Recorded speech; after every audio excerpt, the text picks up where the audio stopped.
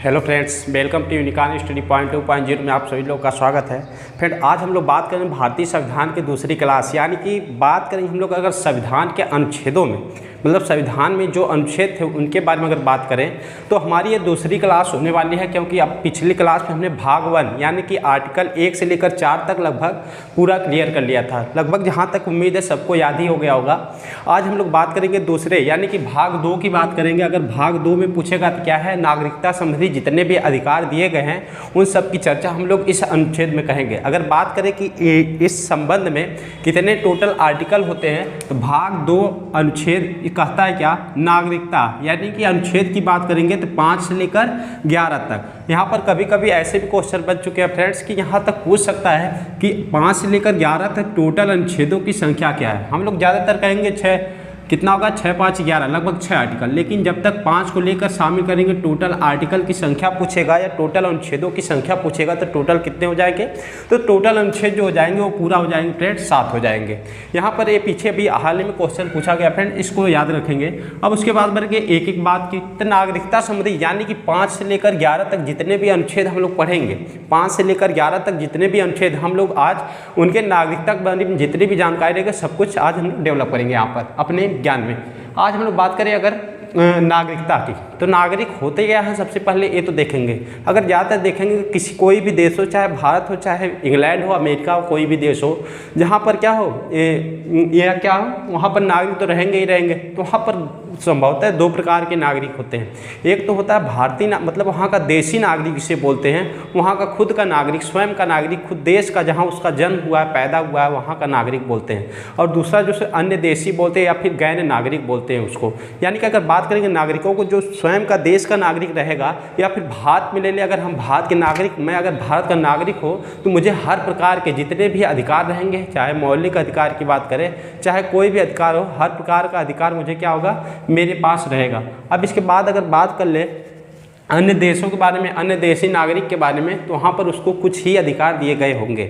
यानी कि जितने भी मौलिक अधिकार हो की बात करें या फिर कानूनी अधिकार की बात करें या फिर विधिक अधिकार की बात करें, तो जो गैर नागरिक होगा उसे कुछ सीमित अधिकार ही दिए गए होंगे। अगर यहाँ का स्वयं का भारत का नागरिक होगा तो भारत के टोटल अगर राज्यों की संख्या पूछेगा तो टोटल 28 राज्य हैं, जहाँ पर वह कहीं भी पर किसी भी राज्य में ज़मीन खरीद सकता है, बेच सकता है, उसे हर प्रकार की छूट है। लेकिन अगर वही बात करें गैर नागरिक की या अन्य देशी नागरिक की बात करेंगे तो वह कुछ मतलब ज़मीन तो खरीद नहीं सकता है, बस निवास कर सकता है भारत में, उसे कुछ सीमित ही अधिकार प्राप्त हैं। जैसे भारत में दिया गया आर्टिकल 12 से 15 तक, हर भारत के जो भी नागरिक हैं उनको 12-15 मतलब 15 से लेकर 35, 12 से 35 तक जो भी अधिकार देंगे मौलिक अधिकार दिए गए हैं। यानी कानूनी अधिकार, विधिक अधिकार तो दिए गए हैं, परंतु मौलिक अधिकार भी दिए गए हैं। यानी कि संविधान या भारत या फिर राज्य उनसे छीन नहीं सकता है। लेकिन ये जबकि गैर नागरिकों को ये सब अधिकार नहीं प्राप्त है। अगर हम बात करें जो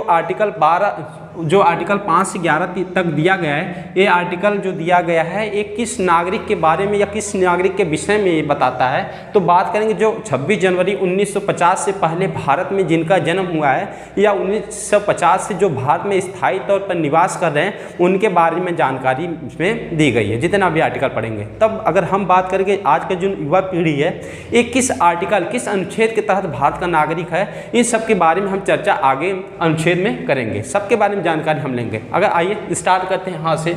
सबसे पहले अगर बात करेंगे हम अनुच्छेद 5 कहता है संविधान के प्रारंभ पर भारतीय नागरिकों के व्यक्तियों के अधिकार। अगर यहाँ से बात करेंगे संविधान के प्रारंभ पर नागरिकता के अधिकार, यहाँ पर बात करेंगे 2 आर्टिकल दिया गया है। आर्टिकल के अंदर 2A-B करके लिखा गया है कि यानी किस आर्टिकल 5 के तहत संविधान के प्रारंभ का मतलब क्या दिया गया है। यानी कि इसके तहत ये दिया गया है कि संविधान के प्रारंभ प्रत्येक व्यक्ति भारत का नागरिक होगा।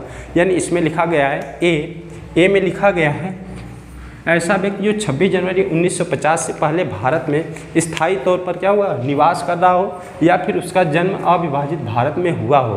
ये पहला तो ये होता है। दूसरा बोलता है उसके माता पिता का जन्म भारत में हुआ हो या फिर संविधान लागू होने से पहले संविधान लागू होने से पहले 5 वर्ष पहले से वो भारत में स्थायी तौर पर निवास कर रहा है तो वो भारत का नागरिक कहा जाएगा। इसी के तहत अगला आर्टिकल बोलता है अनुच्छेद 6, पाकिस्तान से भारत को प्रव्रजन करने वाले व्यक्तियों के नागरिकता के अधिकार। अगर फ्रेंड्स स्टेट लेवल की बात करेंगे, जो भी एग्जाम होता है स्टेट लेवल में, बस ये लाइन याद रखेंगे, पाकिस्तान से भारत को प्रव्रजन करने वाले व्यक्तियों के नागरिकता के अधिकार। अगर ऐसा पूछे कि भारत से जो लोग प्रव्रजन करेंगे भारत पाकिस्तान से भारत में, क्या वे भारत के नागरिक कहे जाएंगे, तो ये संभव है। तो उसमें 2 दिया गया है ए बी करके कि कैसे वह भारत के नागरिक होंगे। तो उसमें 2 कंडीशन है, लिखेंगे या तो कहेंगे भारत जो भी व्यक्ति रहेगा भारत में अविभाजित भारत में उसका जन्म हुआ हो, या फिर उसके माता पिता दादा दादी नानी नानी का जन्म क्या किया गया अविभाजित भारत में हुआ हो, या फिर एक परमिट डेट दी गई थी फ्रेंड, उसको याद रखेंगे।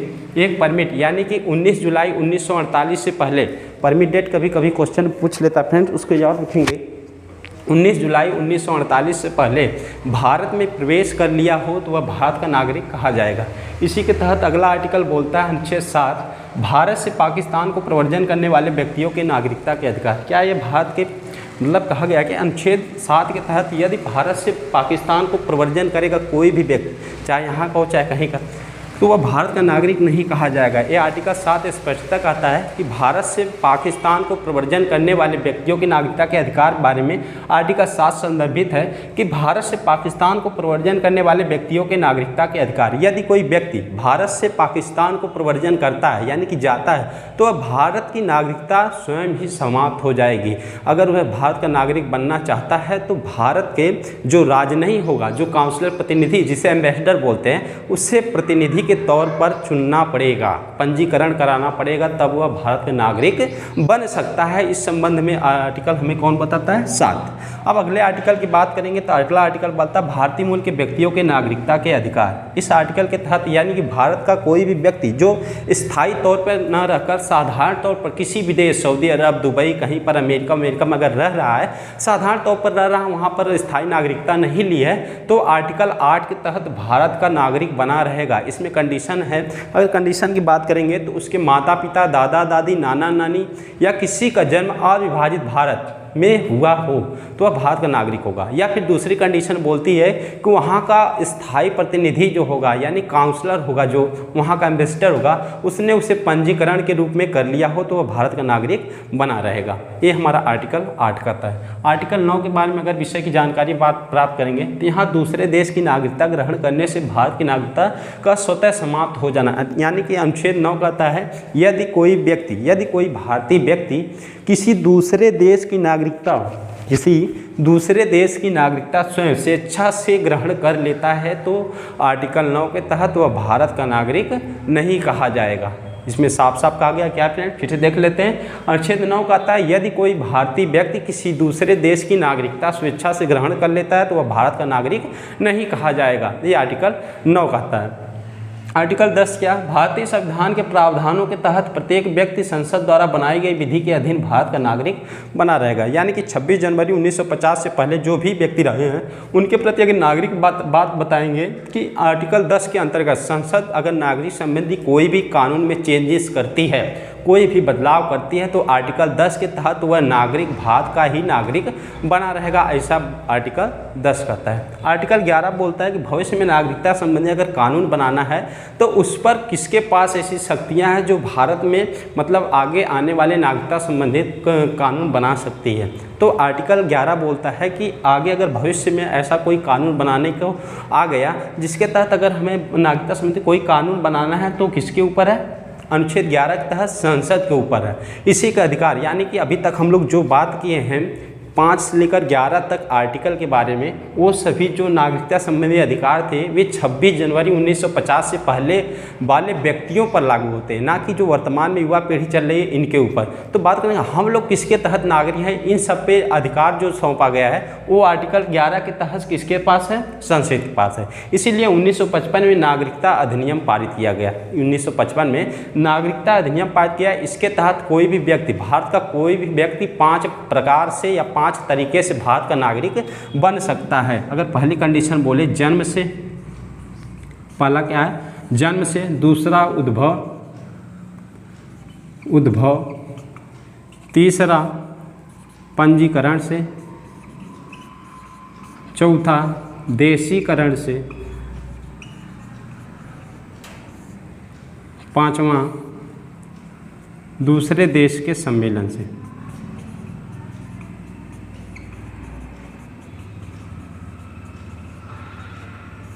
ठीक है, यानी कि 1955 में संसद ने नागरिकता अधिनियम पारित किया, जिसके तहत कोई भी भारत का कोई भी व्यक्ति 5 प्रकार से भारत का नागरिक हो सकता था। इसमें कहा गया जन्म से, यानी किसी भी व्यक्ति का जन्म अगर भारत में हुआ तो वह भारत का नागरिक होगा। या फिर उद्भव यानी कि मान लीजिए कोई व्यक्ति है जिसका जन्म इंग्लैंड में, फ्रांस में होता है, ठीक ना, उद्भव, या इसी को बोलते हैं उद्भव को ही वंश या परंपरा पर, यानी कि कोई भी व्यक्ति जिसका जन्म मतलब इंग्लैंड में, फ्रांस में या फिर विदेश में हो गया हो, तो वह किस आधार पर होगा? तो इन 5 पहला तो जन्म से, जिसका जन्म भारत में होगा। दूसरा क्या हो सकता है? किसी दूसरे देश में जन्म होगा तो वंश के आधार पर, यानी उसके माता पिता कहाँ के हैं? भारत के हैं। तीसरा हो सकता है पंजीकरण से, यानी कि अम्बेसडर द्वारा उसे आके यहाँ पर पंजीकरण करवाना पड़ेगा।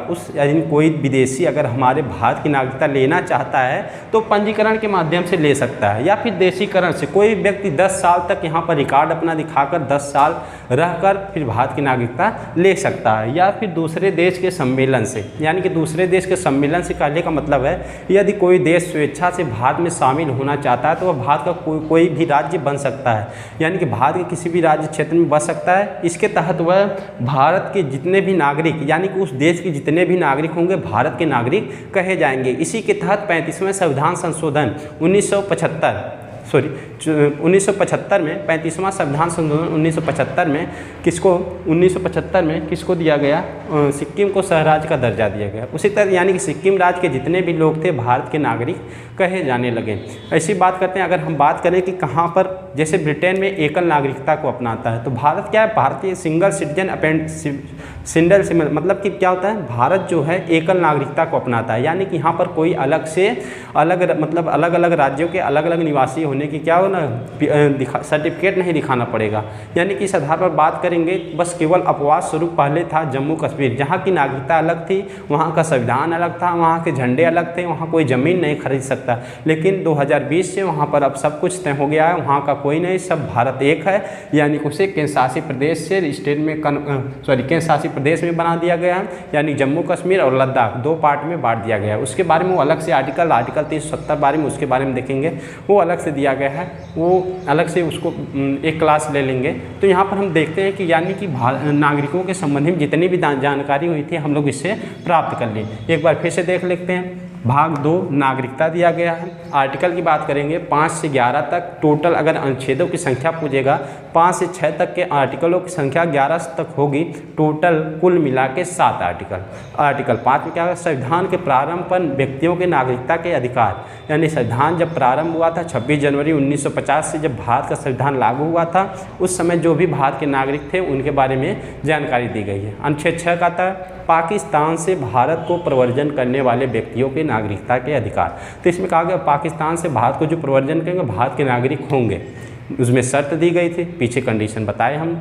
इसके बाद बात करेंगे आर्टिकल 7 की बात करेंगे, तो भारत से पाकिस्तान को प्रव्रजन करने वाले व्यक्तियों के नागरिकता के अधिकार, भारत के नागरिक नहीं होंगे। आर्टिकल 8 करता है भारतीय मूल के व्यक्तियों के नागरिकता के अधिकार, जो भारत के बाहर साधारण तौर पर निवास कर रहे हैं उनके बारे में जानकारी आर्टिकल 8 में दी गई। अनुच्छेद 9 में यदि कोई व्यक्ति स्वेच्छा से किसी दूसरे देश की नागरिकता लेता है तो भारत की नागरिकता का समाप्त हो जाना आर्टिकल 9 बोलता है। आर्टिकल 10 संविधान के प्रविधियों के तहत, यानी कि विधियों के तहत प्रत्येक नागरिक वह भारत संसद द्वारा बनाई गई विधि के अधीन भारत का नागरिक बना रहेगा, आर्टिकल 10 बोलता है। 11 में दिया गया है जो भी इस भविष्य में अगर कोई भी दिक्कत होती है नागरिक संबंधित नागरिक कानून बनाना है तो इसके बारे में जानकारी हमें आर्टिकल 11 बोलता है। और संसद के पास ये सभी समितियाँ हैं जिसके तहत वह कोई भी कानून पारित कर सकता है, बना सकता है नागरिकता संबंधित। आगे आने वाले भविष्य में जो भी क्वेश्चन बनेंगे, यानी कि यहाँ पर संभवतः सभी जो भी क्वेश्चन बनने थे यहाँ से बन सकते हैं। स्टेट लेवल की बात करेंगे तो 1 लाइनर टाइप अगर पूछता है तो मेन इसके आर्टिकल की हेडलाइन याद रखिएगा, और उसके तहत अगर कुछ और दिक्कतें आ रही हैं तो उसके पूरे गहराई से थोड़ा पढ़िएगा। अगर बात करेंगे बुक की तो फिर इसकी सबसे अच्छी बुक है बेयर एक्ट आप बाइलिंगुअल मिलती है, यानी हिंदी और अंग्रेजी दोनों मिलती है, वहाँ से लेके आप लोग पढ़ सकते हैं। ठीक है।